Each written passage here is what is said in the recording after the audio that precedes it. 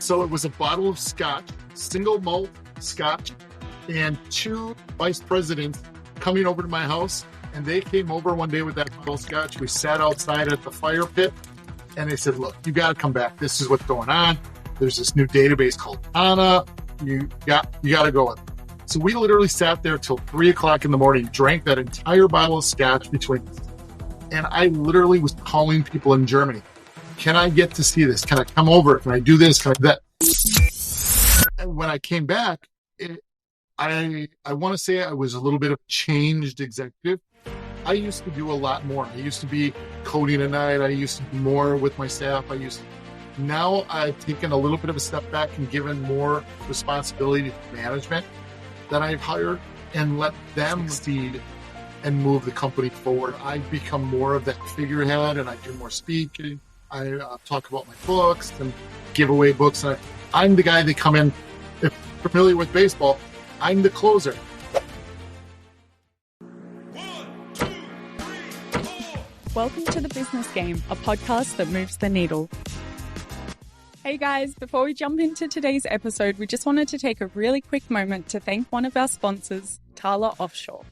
For any businesses wanting to maximize their return on new hires, Tala offers seamless access to top-tier Filipino talent who are real employees hand-selected by the Tala team, slashing your staffing costs by up to 60% with onboarding in under a week.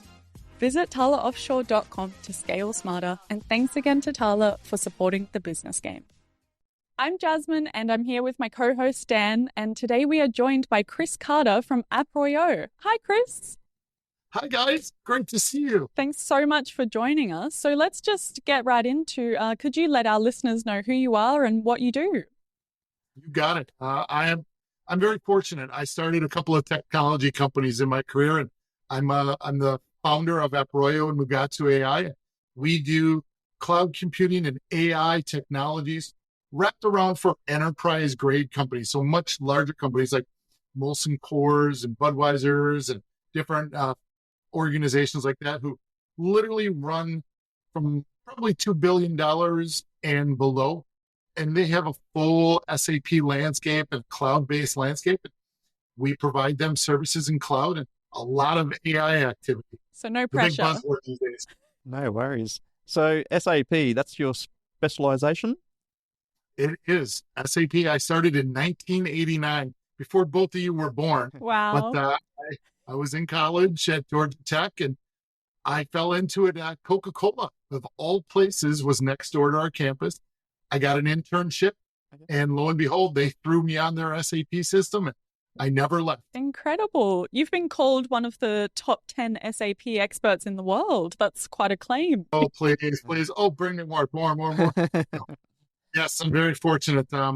I created one of the first SAP clouds many years ago. We received one of the first SAP startup-focused program sponsorships from Dr. Klottner, who created SAP. So I've been very blessed. I've got great people around me. It's not me. I am just a pretty face, as I tell my wife all the time. It is really my people. They care, and that's what I'm really proudest of, is the fact that my staff cares about everybody, and they put that hard effort in. So Chris, I've always kind of specialized in the SMB kind of segment, smaller to medium-sized businesses. So this type of software, this type of cloud-based software for big business, I assume, is kind of new to me, a little bit new to me. Can you explain how it's different, how it's more evolved, how it's been customized for big business? Oh, you bet. And actually, the SMB market is perfect for SAP software. Okay. What we do is we literally, for companies I've got a client that's $20 million in revenue. That is right there. That is an SMB client all day long. And they use it to run their HR, run their financials, their payrolls, their warehouse. This company actually is in the oil and gas field in North Texas, and they use it to run everything in their business. And it's perfect for SMBs all the way up to those multi-billion-dollar companies, because it puts everything together in one nice, neat, clean package. And that's a great thing for anybody. You don't have to have 10 different systems that you're trying to log into. And it just It makes things seamless, and it's just a wonderful day at the office. Well, that's exactly what I'm used to, is all these different systems. There's so many different cloud apps available now. You have your CRM, you have your accounting software, you have your sales pipeline through your CRM, if you want to keep that separate or not, then your marketing systems. It's ridiculous sometimes. I guess that creates concerns for security. So how does security, is it better security with the SAP? Can you elaborate? Well, I used to say yes, Dan. I Hmm. used to say yes. But unfortunately, over the course of probably the last 4 months, we've been getting a security notification almost every day from SAP. They're going back and they're cleaning that up, which is great. Uh, the one thing that I'd say is having everything together rather than having, let's say, 5 or 6 systems, a Workday, a ServiceNow, an Oracle database, or whatever CRM you have, Salesforce or so. This way, you're not having multiple logins and you're not having multiple API calls. You're one system inside one system of truth. So you have one database rather than possibly 5 databases. Yep. Much less capability of somebody to hack. And that's a safe thing for everybody. So I suppose we know the practical application is applicable to all kinds of businesses, but one thing that I think might look quite different is your day in the life as the CEO of a pretty massive company. Can you sort of walk us through, obviously you didn't start that way, walk us through what looks different in your life day to day now than it did maybe 20 years ago? Oh, well, first thing is easy. Now I actually get up every morning and I have coffee with my wife of 26 years. And we sit down because I literally, a year and a half ago, we moved to a new location up by our lake house. And so we look out and I watch the eagle fly into the lake and grab its breakfast while I'm having coffee.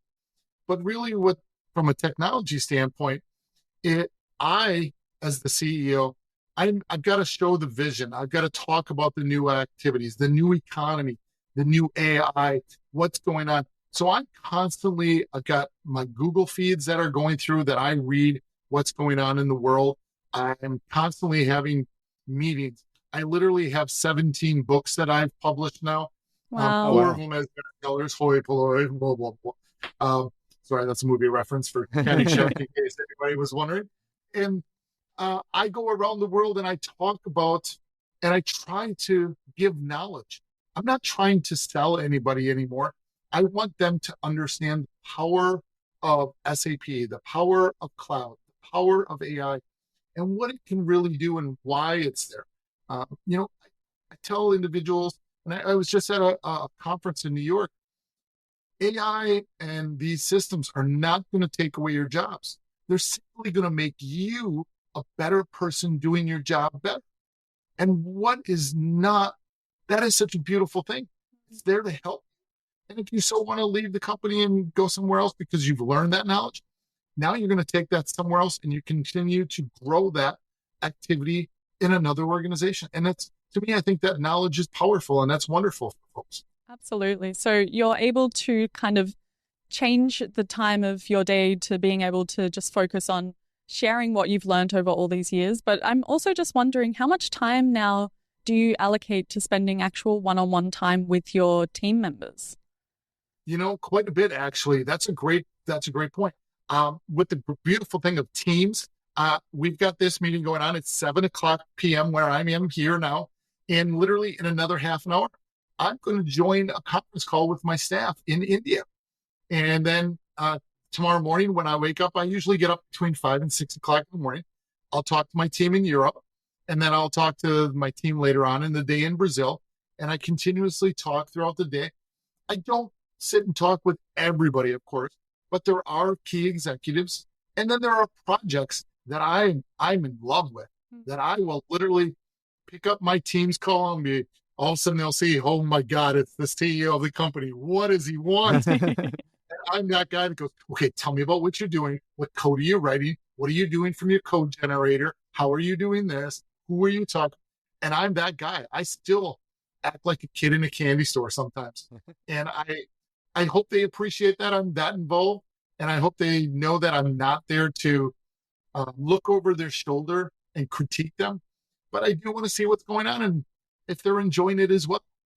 That's great. Yeah, it's incredible to hear that you still have that amount of passion this far into the journey. Love it. Love it. Love it. Love it. You touched on productivity and what AI means for productivity. How does AI work into SAP? Oh gosh, very well. SAP has their own AI tool called Joule, which allows us to be able to automate many, many processes within the day-to-day life of individuals using the system. We also have tools that integrate with that so we can help them migrate to the new S4 Business Suite.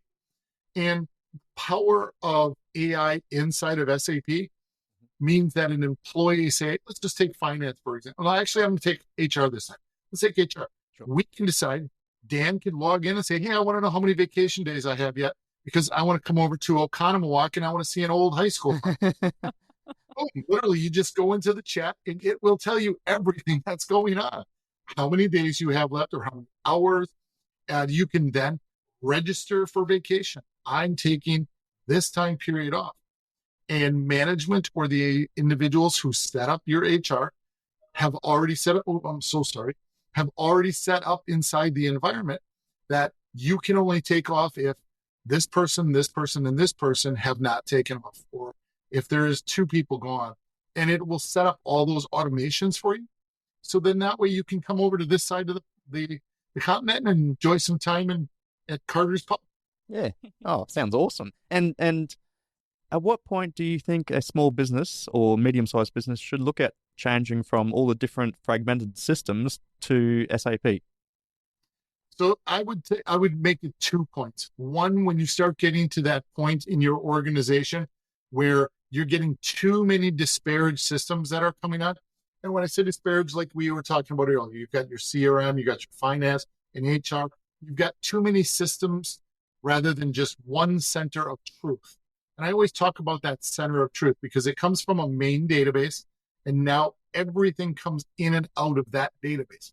Sure. Secondarily, when you start hitting certain milestones within your organization from a financials and people entity, you're going to want to consolidate down because when you start buying licenses for, let's just say 5 to 7 different systems, it can get pretty expensive if definitely. You're going 20 here and 30 and all of a sudden you're not using them. That becomes a waste and you can really consolidate that down. And then you've got the 2 activities from an SAP standpoint that really lock you in. I'm an accountant. I'm working on integrations between point of sale software and accounting software. Sometimes it's a headache and it's causing major issues. And how do you overcome any of those issues? How do you plan it to make that move and implement SAP? Well, you got to plan. I always say plan. You start with big assessments. You go through the assessment phases. And you look at some of the tools from an AI perspective, what you can and can't do. POS systems in a retail-based environment, those can be very sticky and very transactional activities that you really have to be careful of. We work with a couple of retail organizations that the POS systems funnel into some BWs or Bob J systems, and it's collecting data and bringing it back. But you've got to really make sure you're testing, especially as you're migrating up to the new environments. There's a lot of touch points that have been cleared away now. And there's the direct connect activities and integrated into the core. But then you have your third-party systems that you have to API to. Yeah. So it does make it a little bit more difficult. So as an accountant, I can't believe that I'm the only one here with no hair. Because if I was an accountant, I'd be pulling my hair out. There's got a bit of a bald patch at the back there. Yeah. Way to hide it. Well, it's been an interesting change of events for me because I'm a typical tax accountant moving to API integration, and I realized that software developers in India don't know accounting. Isn't that the truth? Oh my! Especially Lord. Australian accounting for some reason. Yeah. You've obviously had a lot of success, but I'm wondering if we can get a little bit vulnerable and talk about maybe something within the past 12 months that has been a really striking pain point for you, obviously leading into how you solved that, but you personally within your operations, What's been something that you've had to grapple with? So I'm going to get a little deep and a little emotional here. Just over a little 12 months ago, my mother passed away. And I took time away from this business. It's something I don't do that often. The business was able to survive without me, thank God. I stepped away, and I think every executive that I talked to since then, it's been since February, I talked to them and said, you know what, if that business can't run without you, is it really a business? And we've got 173 staff members around the globe, and I'm very, very fortunate with those individuals. But yet, and when I came back, I want to say I was a little bit of a changed executive. I used to do a lot more. I used to be coding at night. I used to do more with my staff. Now I've taken a little bit of a step back and given more responsibility to management that I've hired and let them succeed and move the company forward, where I've become more of that figurehead and I do more speaking. I talk about my books and I give away books. And I'm the guy that come in, if you're familiar with baseball, I'm the closer. I come in with my books. I talk about sports. I talk about SAP. And as you evolve in a career, I'm now 56. I've been doing this since 1989, not exactly for Approyo, but since 1989. And individuals, no matter male, female, your upper chain, lower chain in the business, take a look at what's important to you and take a look at what's important to your family, to your business, and kind of take a step back. And that made me have to take a step back because I was gone for over a month. I had to help my father up north. I had to deal with the passing and everything. And that, from a business perspective, really changed me because now I really care about my staff. I'm really looking at their families. I'm really talking about customers. I literally have gone through in the last year, I've got documents, every one of my staff members' children, their significant other, my customers who I integrate with, who their family members are, how old they are, what colleges they go to. I just sent a little Dunkin' Donuts gift card to one of my staff members. His son at University of Alabama. So it's little things like that have changed me a little bit and made me open up my eyes from a business, more empathy, I guess you'd call it. Yeah, that's fantastic. I can imagine for a lot of founders who haven't maybe been through experiencing a personal loss yet while being sort of at a really busy peak stage of their career, the prospect of that could seem quite frightening because you kind of don't know how you're going to respond, how much time you're going to have to take off, how to factor grief into your workload going forward. And I really haven't heard anybody speak about that. So is there any sort of I suppose, advice you could give to prepare for? I know it's a grim topic, but navigating it. It's interesting you make that comment. I'm talking with my chief operating officer right now. His mother had a stroke 2 days ago. And I gave him all the advice. I said, be with your family. Take time with your family. Let's offload whatever projects and whatever activities you're doing now. Let's give them to these individuals. We'll talk to customers. We'll talk to whoever we need to talk to. Everybody will understand. It's funny. You think as an executive, oh, people aren't going to understand. They need to have me there, blah, blah, blah. No, they care. They go through these things as well. So I told him, I don't want to hear from you. You're in Seattle. I'm in Wisconsin. I'm going to call or I'm going to text you once a day to see how your mom's stroke is doing, what they're doing with her. Are they putting her in a rehab? Are they doing surgery? I will ask you those questions, but I will not talk business with you. And so you both are much younger than I am. Hopefully you don't have to deal with that anytime soon. But in the back of your mind, think about it and think about how they love you as parents. You love them as your children. And at the end of the day, your customers care enough about you as either a customer or as a partner to know that there's love and there's care, and they'll have the empathy for you as well. That's great insight. Yeah, I think it's great that you've identified that the people in your organization is the company. It's the business. It's what keeps everything going. People are our business. no matter if it's our staff or if it's the people that we integrate with from a partnership or from a customer standpoint. It's people. And you gotta care about them because they're going to care about you hopefully as well. And if they don't, well, then maybe it's the wrong partner, staff member, or customer. So, what was the spark that led to Approyo in 2011, I think it was? So it was a bottle of Scotch, single malt Scotch, and two vice presidents coming over to my house. I had pseudo retired. I had sold one company that was an SAP, and unfortunately, I had to fold up a second one. And they came over about a year into me doing consulting work for a startup company out in New York.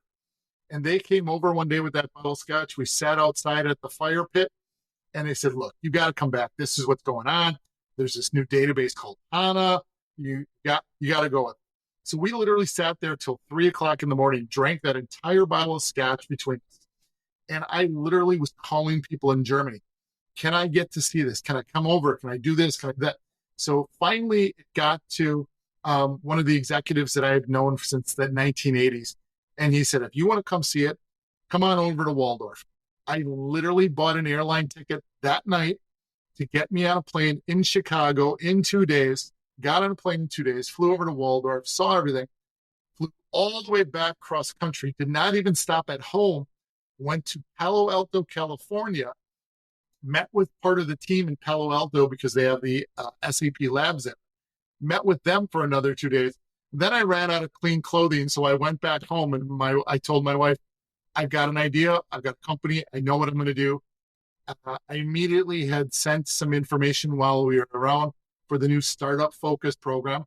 And we were blessed that Hasso said, "Yes, give it to Chris. We know that his power." The team was there in Germany, and everything started from there. Yeah, well, okay. I was very blessed. I am really, really blessed. I've been able to make some great friends in this ecosystem since the 1980s and worked with some great people. So I can see why you've written so many books. Oh gosh. Thank God they're small books, Jazz. Thank God they're small. I can't keep my attention span much longer than 100 pages. So 4 Amazon bestsellers, is that right?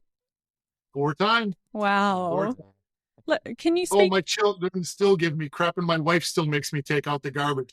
So don't go out too much yet. Your most recent book, can you tell us about that? Sure. The latest one is I talk to people about LLMs versus SLMs, large language models versus small language models. I'm a huge fan of small language models. I think NVIDIA and NVIDIA chips and everything is great. But when I talk to companies, they're not going outside of the greater world. They're going from one database of truth. So I look at it that I need small language models to be able to go deep into my own data. I don't need data from Dan's company or from your company to go through it. I specifically need and want only mine. And so to me, that's small language. I dig into the deeper, the little nuggets of gold that I would find when I'm in a stream in California or whatever. That's what I want. I don't want to be Microsoft, or I don't want to be Amazon or any of those where they need the large language models, ChatGPT and all those, to be able to farm the universe. I only need it on that one database. And so that's why I love that. And that one just got launched 2 weeks ago about LLMs versus SLMs. Thank you. Amazing. Now, tell us a little bit SAP with the S for HANA. Yes. I know of one government organisation in Australia that had a hell of a time, many difficulties rolling it out and migrating to it. So I guess it's kind of like a 2-part question: is how do you roll over efficiently and plan for it properly? And also, what's the biggest misconception about for HANA? So how do you roll it out efficiently and effectively? First of all, you got to find the right SI. Not every one of the SIs are good. And the problem is too many times, and I'm going to take off the glasses for this, too many times they look for low cost and speed You can't do low cost. You cannot do this in a very fast manner. There's too much data, and that comes down to then the efficiency. Companies start to do these and they start to promise the world. You cannot do that. Right now, we're finding that over 72% of all of migrations to S/4HANA are behind schedule and over budget. They're saying that both of them, over budget and over on their time span. It's because, unfortunately, there's so many factors that are going on in there that there's not enough prep, there's not enough people. Timeline from Germany, you've got people who take 6-week vacations in the middle of summer. They take 3-week vacations at the end of the year. You've got a lot of different factors there. Second of all, from an S4 perspective, the fact that it is only in a cloud, so you're doing the core in the cloud, and you're moving a lot of data in that direction. You still have to clean that data. Companies have, I'm dealing with a company that's got petabytes of data, old EDI data. That's all got to be clean. You've got to go through that and do a cleansing exercise. And if you don't do that cleansing exercise up front, you're going to stall your project. You're then going to have to clean that database and get more. But at the end of the day, I highly recommend organizations start with an SI that's going to be truthful with them. And as an SI, we always are truthful. There's been companies I've walked away from, lock, stock, and barrel. And I've just said, you know what? Unfortunately, we're not your partner. We're not going to do it in that timeline. We're not going to do it for that price point. And at the end of the day, you're not going to be happy. And I'm not going to hurt my people or my reputation so you can think. And as a matter of fact, one of them came back 6 months later and said, we were so wrong. Oh my God, who we picked and the cost structure. We've shut down the program. We're starting to evaluate. I said, well, I'm willing to talk, but you know what my baseline is what I gave you 6 months ago. That's my starting point. And we'll have conversations. So anybody that's in Australia that needs a really good SI and a truthful SI, I'll give you an autographed book at the end of our conversation if you don't like me. But sounds good. I'm willing to come over and talk. I've got my visa for Australia. Lovely. No, it's a case of rubbish in, rubbish out with the data, isn't it? Especially big data. Yes. Yes, thank you for saying that. Oh my God, I say that all the time. But I literally say the S word, poopy in and poopy out, using the S. I won't say that because there's a nice lady, two ladies present, as a matter of fact, and a Dan. Yeah, and me, yeah. No, yeah. no, that's amazing because now with the team, when they get involved in those type of projects, is it a lot of manual, just working through manual work, going through, piece by piece, data by data, or is it you trying to implement? No, okay. We use AI. We use AI and go through the databases. We go through and we'll find different, like with the EDI transactions we just had to do. We have to modify and we went through with a tool called Overwatch. We also have another tool we use called FlowGen. And we use those tools interactively to make sure that we can go in there and grab the right information, put information into a blob storage so we can move around. We can move petabytes, terabytes of data and get that out of the way. And so those tools allow us to be much faster with understanding what is there and what's not there. And then being able to, we do have to do some manual processes. It's inevitable. It is technology. But we start with that AI-based format, and then we see, you got to have eyes on it. I always say you got to have a pair of eyes on everything that you're doing. Monitor what AI is doing because it's not always right. And as you go through that process, boom, you go from there.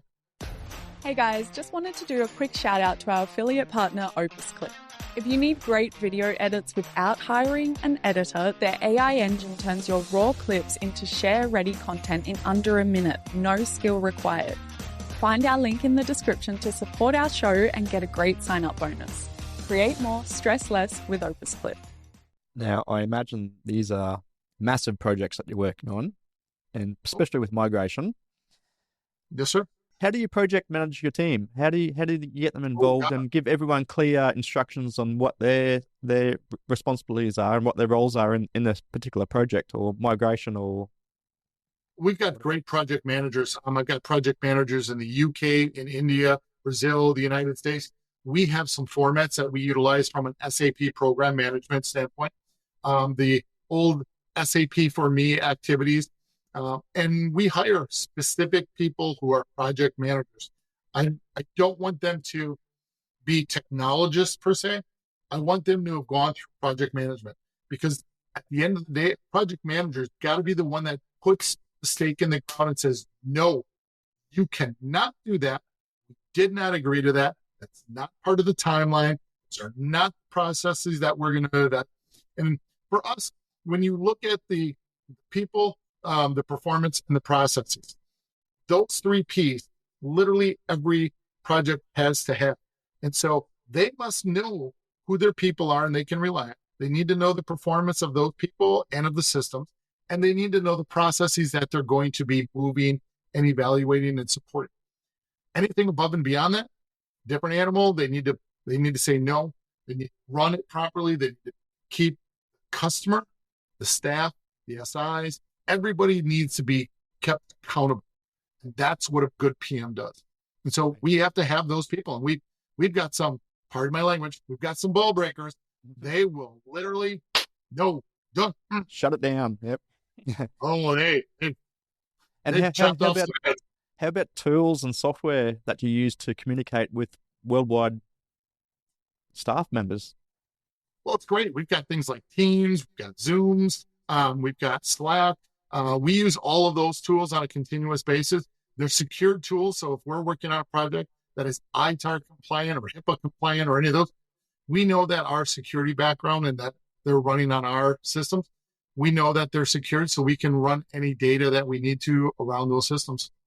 And it's wonderful because people know how to use Slack and Teams and the Microsoft projects and the Google projects. So it works out very nicely.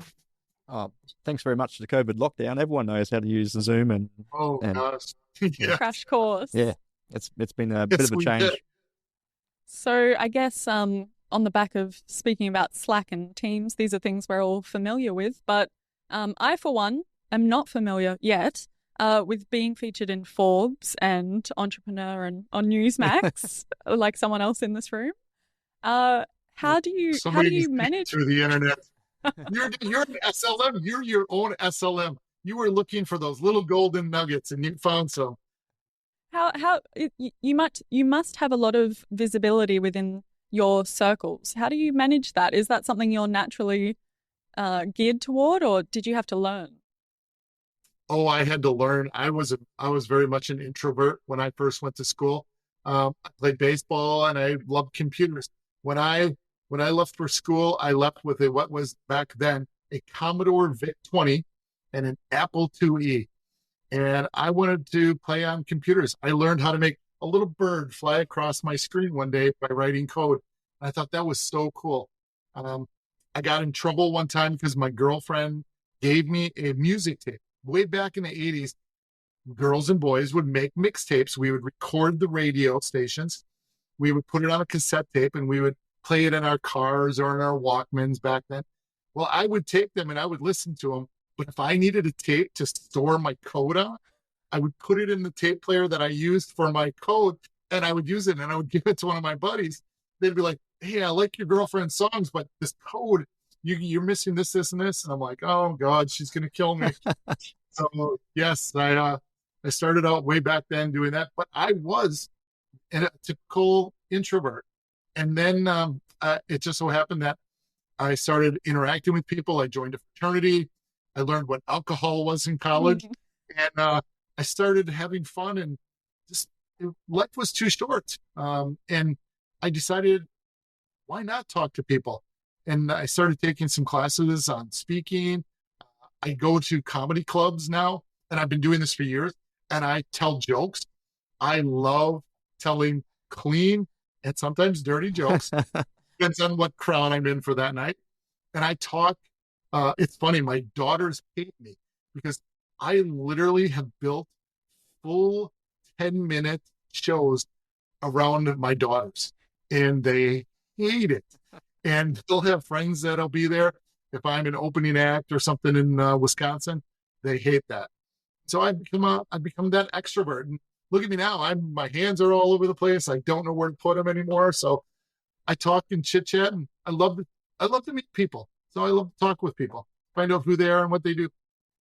Do you think that there's any sort of room to reach the success that you have without being someone who is interested in connecting with people? Oh, you got to connect with people because you learn so much from each other. Like, I learned about Dan had somebody in high school who's literally an hour away from me right here in Wisconsin, in Australia for school. I would never have known that. So I learned he knows how to say one of the cities in my state. Say it again. Go I on. won't be able to say it again. No. Are you going to do it again, Dan? I was going to say, hang on. What's it? I can't remember the name of it. Oconomowoc? Pretty close. You were better the first time. Yeah. Oconomowoc. Yeah. Yes. And so it's when you put yourself out there to even say, hi, I'm Chris. Nice to meet you, Dan. Where are you from? Those types of things, it starts a conversation. You don't have to just walk around looking at walls, but you do have to put yourself out there a little bit. And instead of hiding behind a computer or hiding behind social media or texting and Instagrams and all that stuff, real conversations. That's why it's so important. You've got these meetups that are out there now. You've got events that go out there. You've got SAP, Microsoft, Oracle, whatever tech or whatever you're interested in. It could be, hey, I'm interested in fashion. Des, I love your jacket. Is that a Prada jacket? Is that a Louis Vuitton? I'm not quite on the Prada budget yet, but let's pretend it is. Well, you know what? You make that look good, girl. You should be on a catwalk somewhere. See, look. And just from that conversation, you're smiling. Look at your cheeks are brighter. People want to interact with people who speak nice things, have good conversations. And one of the things I tell our younger people, I actually put them through a little bit of a class with, you're not allowed to say, you're not allowed to say, yeah, you're not allowed to say, give me a second, because by the time you said that second, your time is up. Give me a moment. Never say, never say, yeah, and engage with somebody. Find a feature on that individual or something that you're talking about. I picked out your blazer. I love the Browns. I think that's great. And look at you. You're smiling from ear to ear. You're a beautiful young lady. Don't worry, I'm married, as I said. You're a beautiful young lady, very intelligent through this meeting. But people need to put themselves out there in the real world conversing. Now, some people, it's harder. Walking into a bar or a restaurant where there's an event going on and just all of a sudden willy-nilly picking up and saying hi to people. We're still in a world where people, it's not bullying, but they're like, I don't know who this, well, okay, here's who I am. Hi, I'm Chris Carter. And just so happens I do technology. And that's how I approach people. I don't ever come up to them and say, hi, I'm a 4-time author and I own and I do this. Stand-up comedian. What do you do? Try to get them to speak. Yeah, so it's fun. Do you think that's one of the keys to scaling your business? Oh, absolutely. Because I'll walk into a room. I don't care if you're Bill Gates or if you're you, me, and the guy who's cleaning out the garbages. I will have a conversation with anybody. I don't think anybody is above me or below me. To me, on this planet, everybody is the same. We're all human beings made by God. And I want to have conversation because everybody's got something that is really cool that they've done in their life, really sad that they've done in their life, and really going to be something that they want to go forward with in their life. And I try to get those out of people in little bits and drops. Doesn't have to be all at one time, but I think that's important for everybody. Perfect. Any other advice for scaling your business? More on a technical side of things and a software side of things? I'll give up something that I wish I would have done earlier. Hire quality people to take things that you are not good at off your plate. I really wish I would have done some of that a little bit earlier in my career, maybe in one of my first companies. I ended up doing it all, brought it all in. I didn't give them the means to do those things. And so it was one of those things where I really wish that would have happened. That's a key thing. do that, and it will free up more of your time to do the things that you love. If you love sales, if you love marketing, if you love being on TikTok and Twitter and making videos, or being on Newsmax TV or being in Forbes, it gives you more time to free up to do those things or write books. So do that. Technology-wise, always be learning. Learn something new.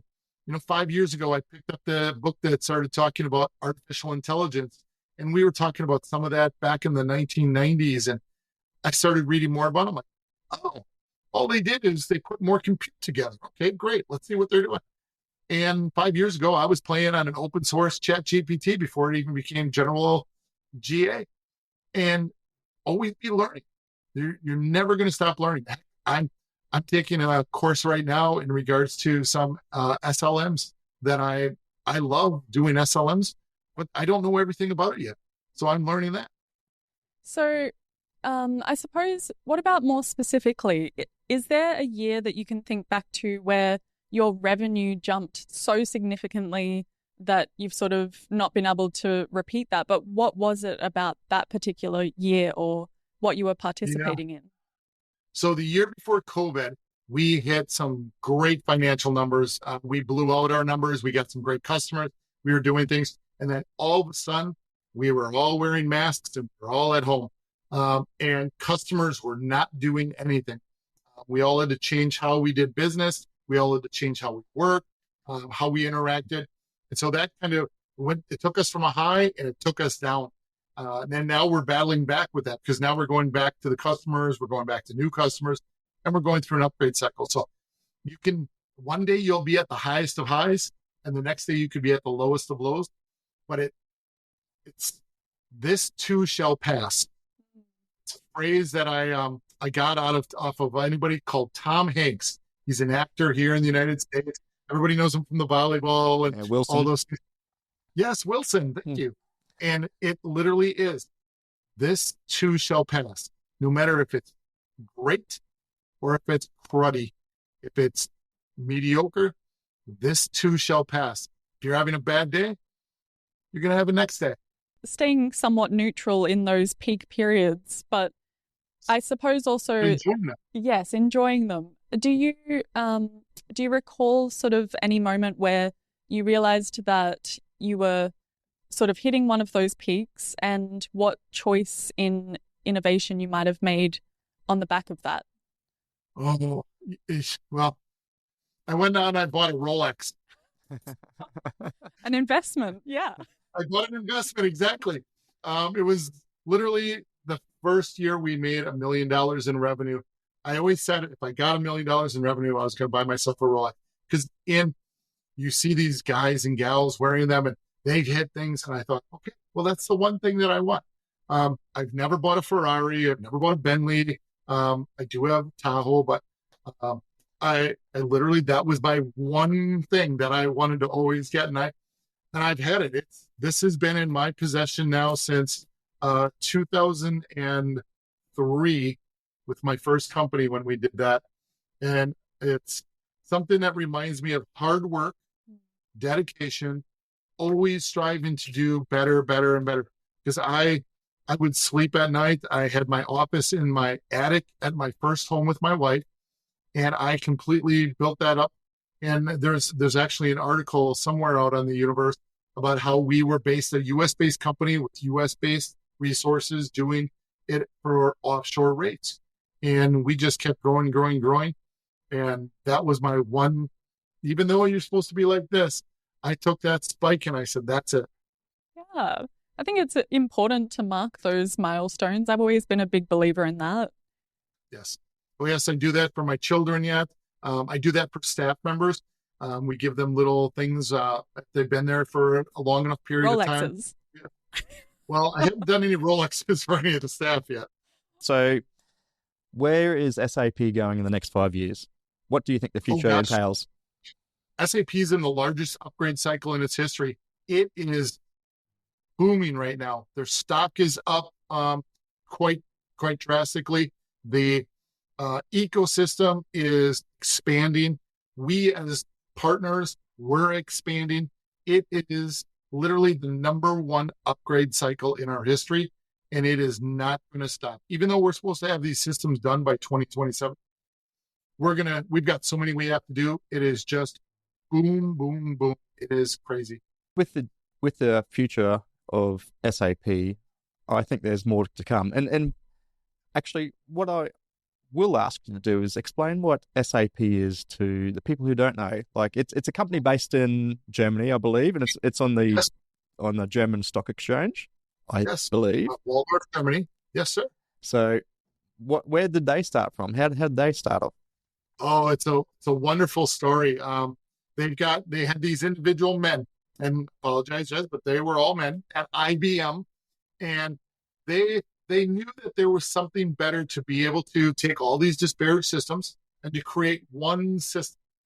And so, started by Dr. Plattner and the team, and they went off and they created a company called SAP, Statistical Analytical Processing, SAP, and it is out of Waldorf, Germany.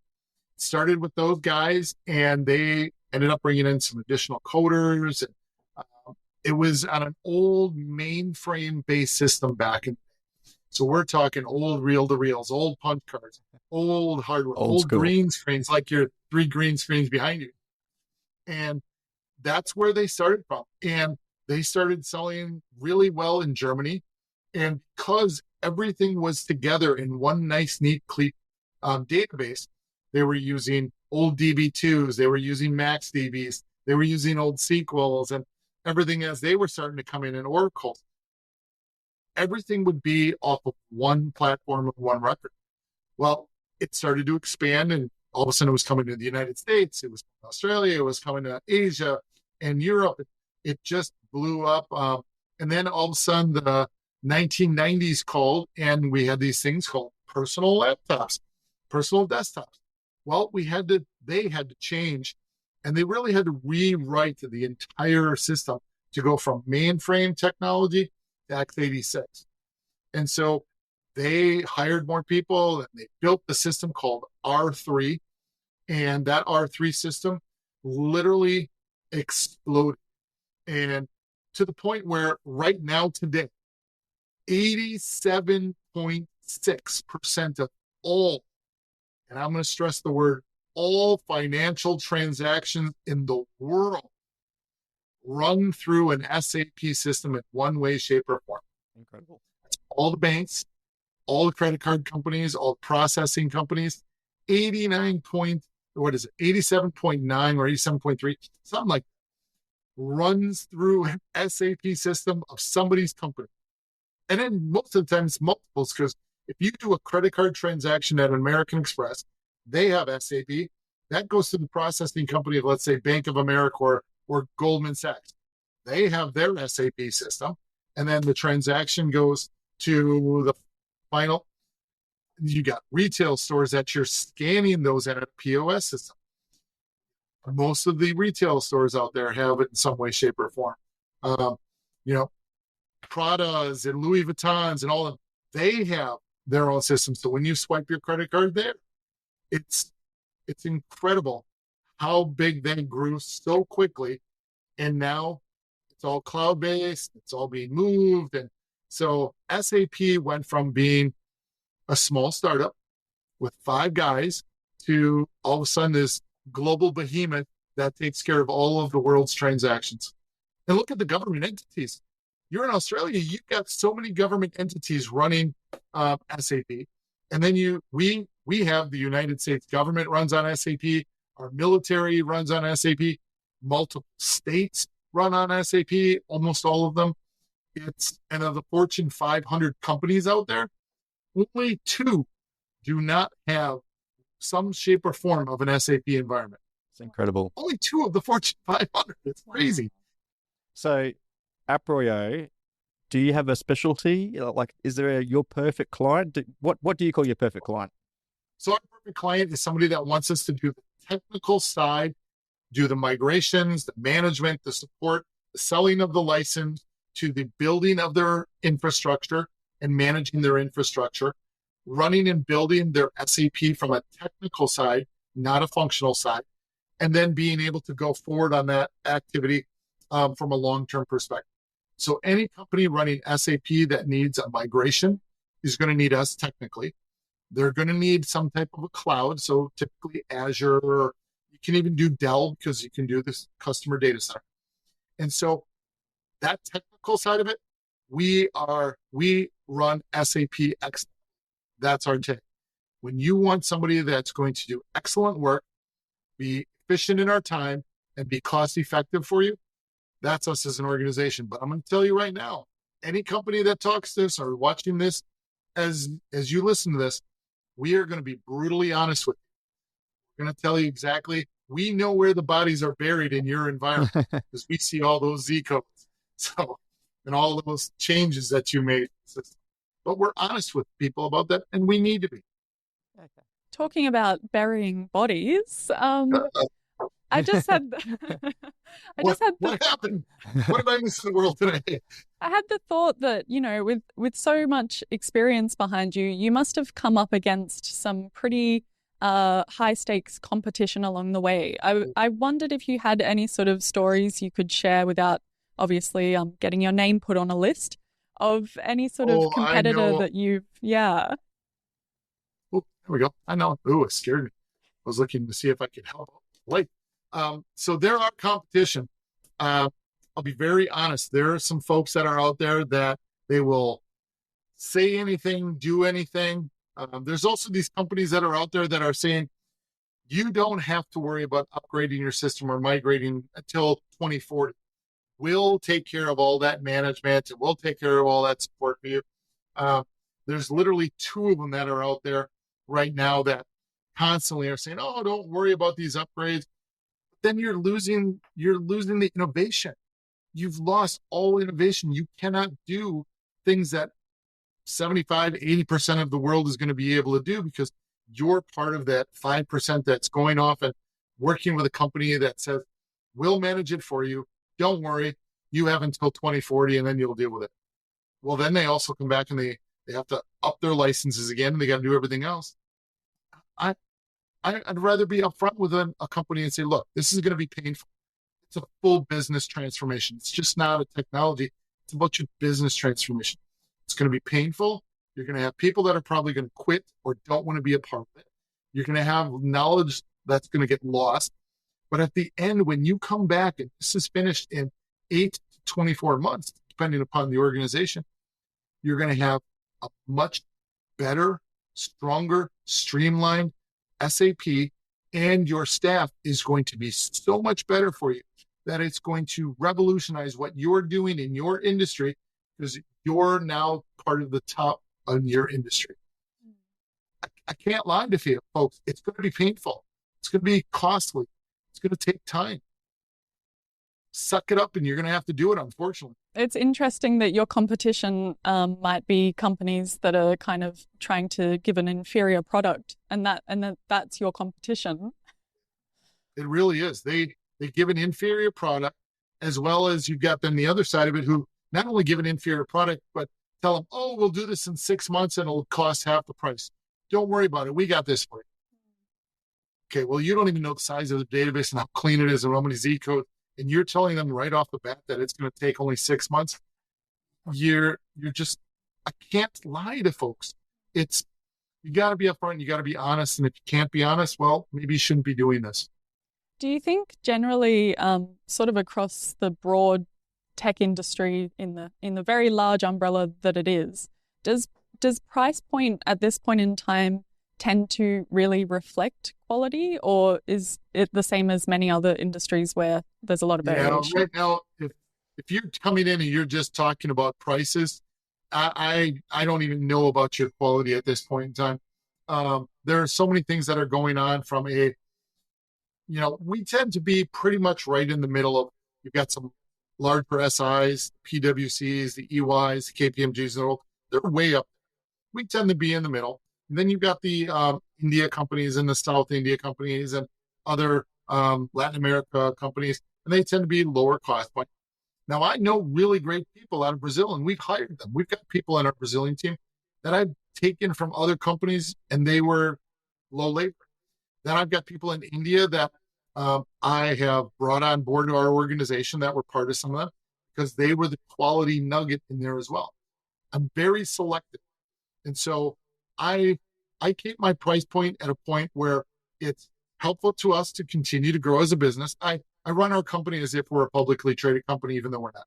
I want good profitability. I want good margin. I want good activities going on.